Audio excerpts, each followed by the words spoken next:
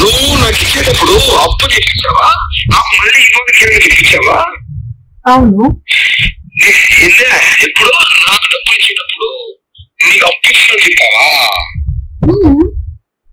Certificate రాసుకున్నప్పుడు నీకు నువ్వు అడుక్కుంటే నాకు ఈ ప్రాబ్లం ఉంది, ఆ ప్రాబ్లం ఉంది, కారు కొనాలి, ప్రెస్టేజ్ డొనేట్ అయింది అని చెప్తేనే నేను అప్పులు చేసి మరీ ఇచ్చా. రాయలేదు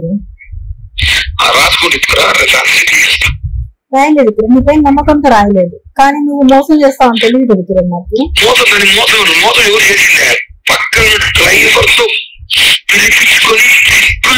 వివరాలు కనుక్కున్న నువ్వు మోసం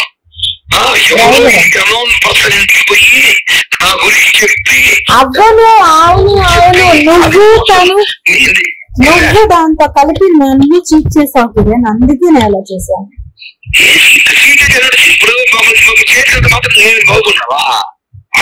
నేను బాగున్నావా? సరే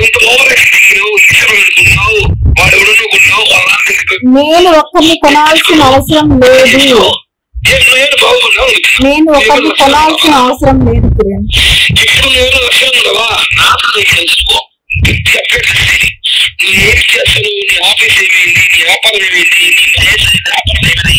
నీ లైఫ్ ఏమైంది, ఎఫెక్ట్గా నువ్వే చేస్తున్నావు. నీ బెంగళూరు కేసులు, నీ ముంబైలో కేసులు, హైదరాబాద్ లో కేసులు, దేవుడు దేవుడు ఉన్నాడు నిజంగానే. దేవుడు ఉన్నాడు కాబట్టి దేవుడు ఉన్నాడు, పనిష్మెంట్ ఇస్తాడు.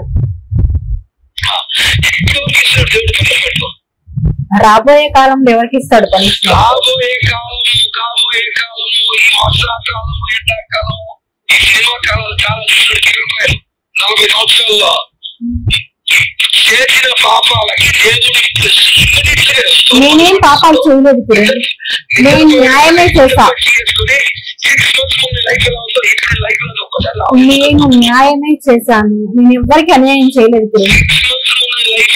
నేను ఎవరిని మోసం చెయ్యలేదు. నువ్వు చేసింది మోసం నన్ను కిరణ్. నువ్వు మాట్లాడద్దు, నీకు మాట్లాడే రైట్స్ లేవు అసలు.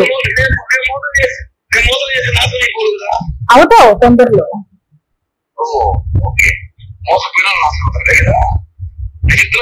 మోసపోయాను, మోసం చేసావు నన్ను.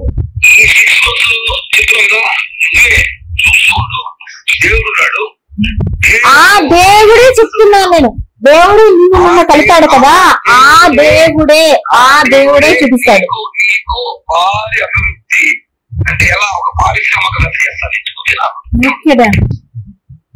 నా కాల్ చేయదు.